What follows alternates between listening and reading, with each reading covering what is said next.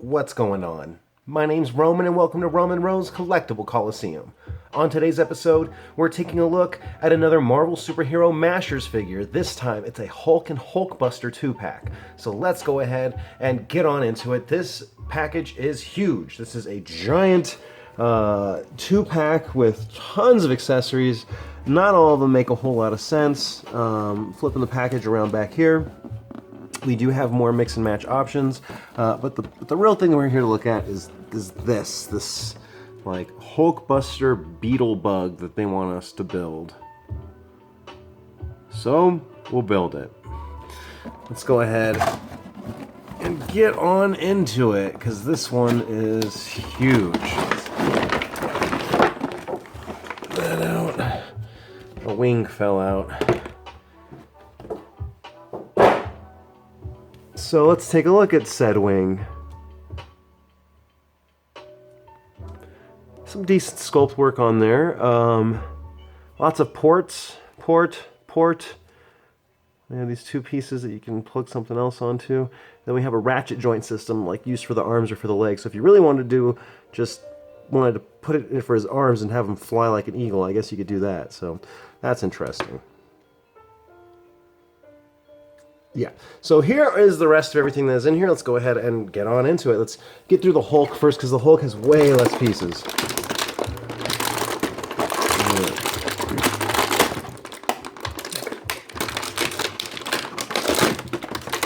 Of course, the best part about Hero Mashers is all the fun that you can have taking them out of their packaging. And that's it for Hulk pieces. So let's go ahead. We're going to scooch this down here. We're going to build this Hulk.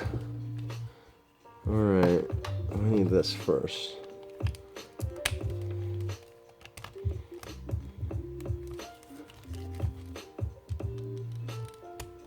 There we go.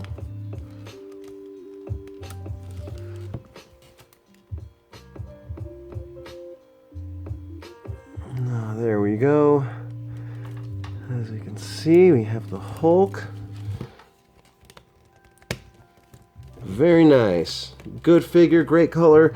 I like the little Avenger shorts. He has a pretty good sculpt. He's pretty hefty. He's not super heavy. And then we have this Smash Street sign, which is pretty cool. You can hold it like this, or you can hold it like this. Like that.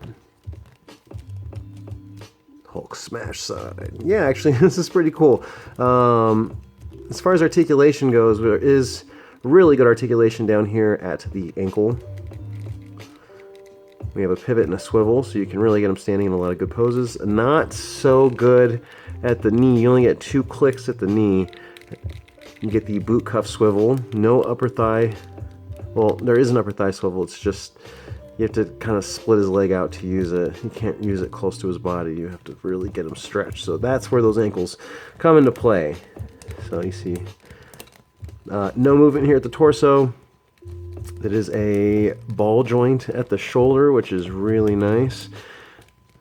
Get a good movement there. Single jointed elbows, but these ones hit 90 degrees, so they're actually really good. There's a cut right there at the forearm on both sides, and of course we have lots of ports all over the body. Head all the way around, up, down, left, right. This head's pretty loose, so I wish it was a little bit more solid, but hey, that's okay. So that is the Hulk. Let's go ahead and get a measurement on the Hulk before we take a look at everything HulkBuster. Hulk is just at 6 3/4, just under 7, so 6 3/4. Again, not in scale, because we have a 6-inch Iron Spider and a 6 3/4 Hulk. He'd be much bigger than that, much bigger compared to him. So let's go ahead and just scooch him off here. Let's figure out what's going on with all these pieces to HulkBuster. Let's go ahead and start pulling these out so that we have a foot. Here we have a foot. Have a leg. There's HulkBuster himself. We have another wing. We have a missile launcher. We have an arm. And another hand. Ha! Super noisy. I'm super surprised my dog hasn't just gone ridiculously wild barking at that noise. She hates that. Yeah. Oh, let's see. There we go. All right, so here we have, it's a classic looking HulkBuster. Let's go ahead and pop this leg on. There is the hand. So here's the base figure without all the extras. It's actually a really nice HulkBuster figure. Now before we start throwing accessories onto this guy, let's go ahead and get a measurement on him and see if he scales well with Hulk. And he is at about the same height, just a hair over 6.5. So just a hair over 6.5 inches tall. You know, there's 6-inch scale, not 6-inch scale figures, there's 6-inch figures. If these were 6-inch scale, this guy would be a little bit bigger, but it's just a 6-inch figure. There is no ankle foot articulation. There is 90 degrees at the knee. There's some really good articulation at the hip. No torso movement at all. We're going to jump straight into head articulation, I guess. Up and down, left and right, all the way around. Head pops off. No wrist articulation. There is a swivel just below the bicep. And you get the arms to 90. You push them any further than that, they'll pop off. Just like that. So you don't want that to happen. Don't push them further than 90. Let's go ahead and put this guy standing up so we can take a look at some of his accessories. This is a really nice paint job, by the way. I think they did a fantastic job. So again, we have another wing. So we have 2 wings that we can attach to his back, which I guess we will just start building that ridiculous beetle-looking HulkBuster that they want us to build. There's a couple of ports right there on the back. We see this little sculpted in like booster thing back there. All right, there's one side. Let's port this side in. Oh, I think I just popped the head off. Yep. Uh-oh. Alright, so now he has the wings. Let's give him the feet.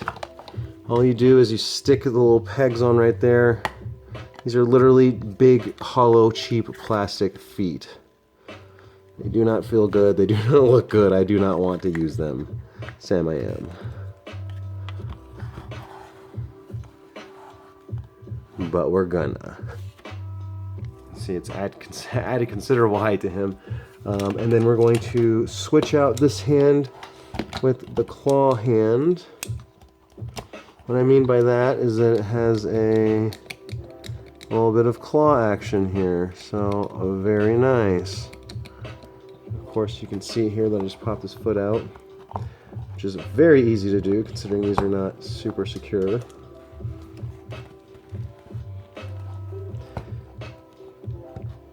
That, and you really have to have his legs at this crazy angle, which is not good at all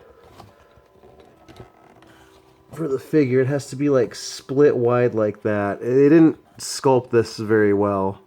If I try to push the legs in any further, he'll fall off because he'll come off the pegs because of the angle of the